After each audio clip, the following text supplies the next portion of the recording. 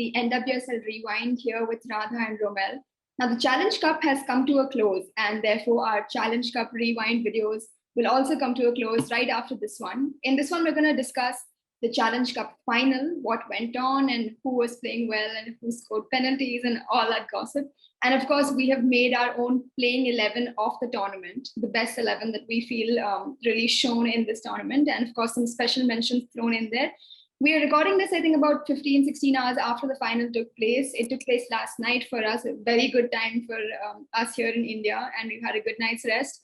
And we're up and awake, ready to give you a good rewind of what took place in the final. So, yeah, Romel, why don't you start us off with your thoughts on the final?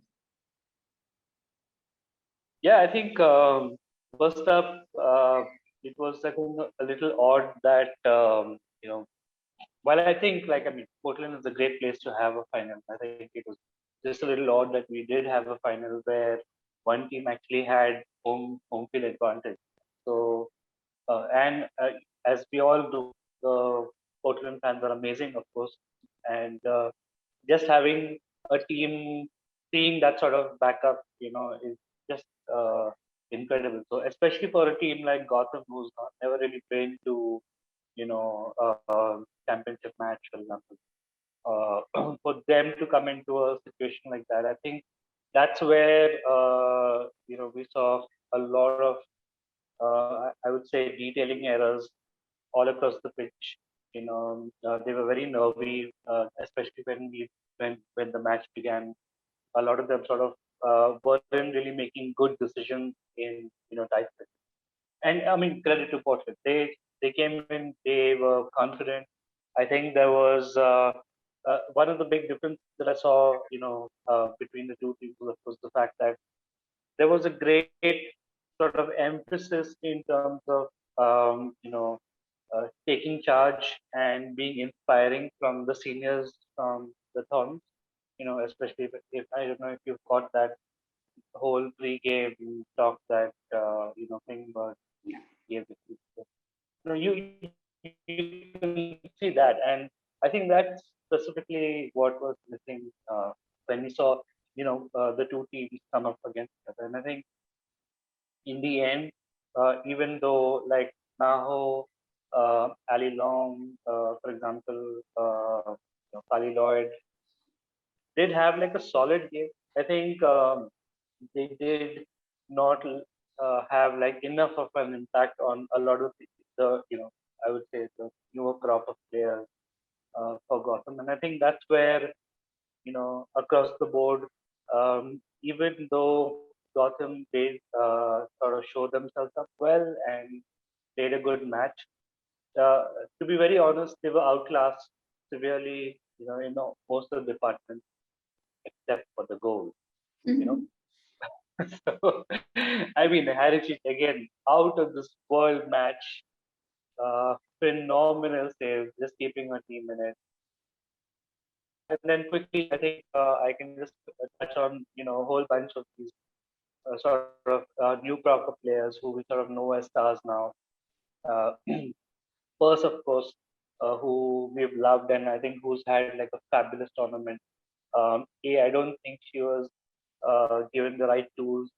She wasn't played in the right area, and she never really had that support, going up. I mean, was not fast enough to keep up, especially when you saw she was on a break. I think Gotham sort of missed a couple of tricks in terms of just bringing on pressure legs to help her up front there. And I think while I think Long did a fabulous job in the middle.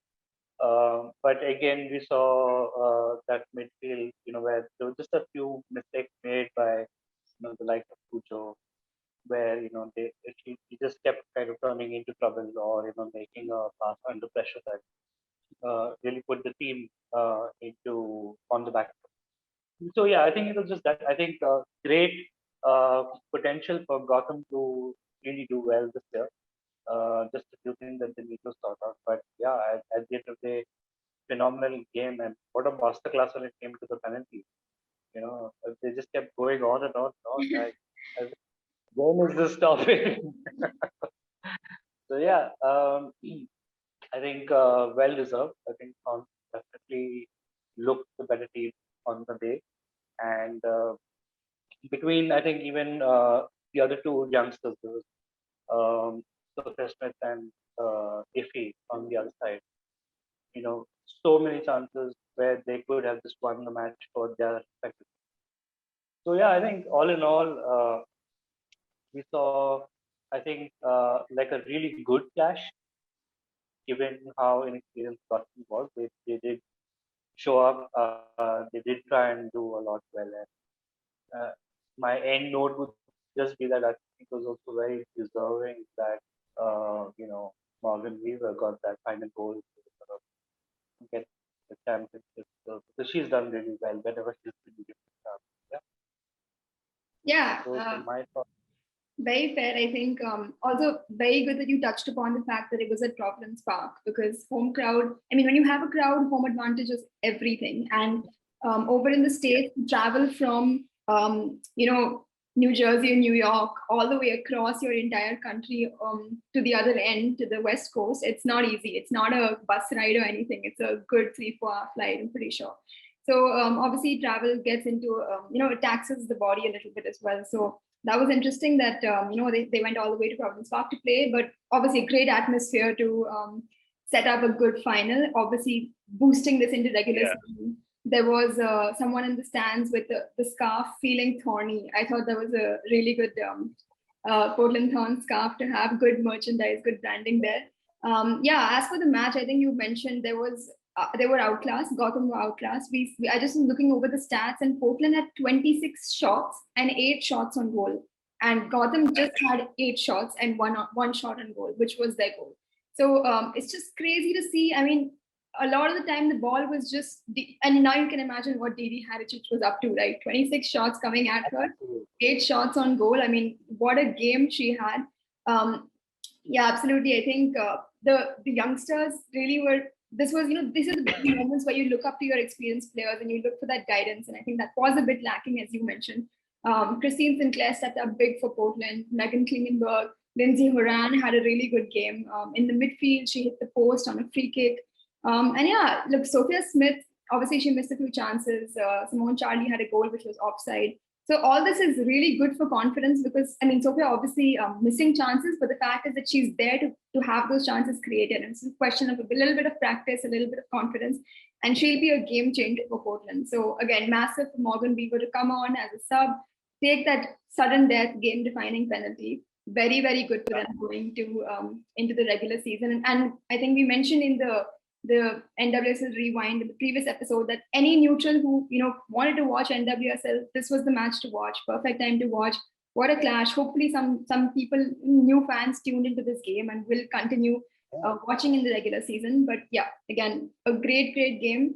Perfect timing for us in India, I think, and well-deserved win at the end. It was very nice to see. I mean, a little bit funny to see them chugging beer at noon or 12:30 over the place, but yeah, not complaining. They had a good-looking trophy and they filled it up with pints of beer and they gulped it down. So good reward for their hard work. And again, their mentality is very, very evident this season for Portland Thorns. In all their press conferences, they keep saying, we just want to win everything.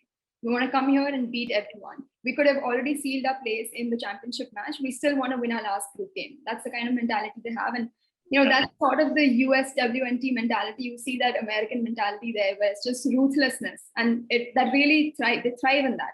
So it'll be good to see how these youngsters are groomed under that sort of environment. And I feel like other clubs maybe need to take away a few points from here, saying that we need to have similar mentalities and just go out giving everything and in every single match.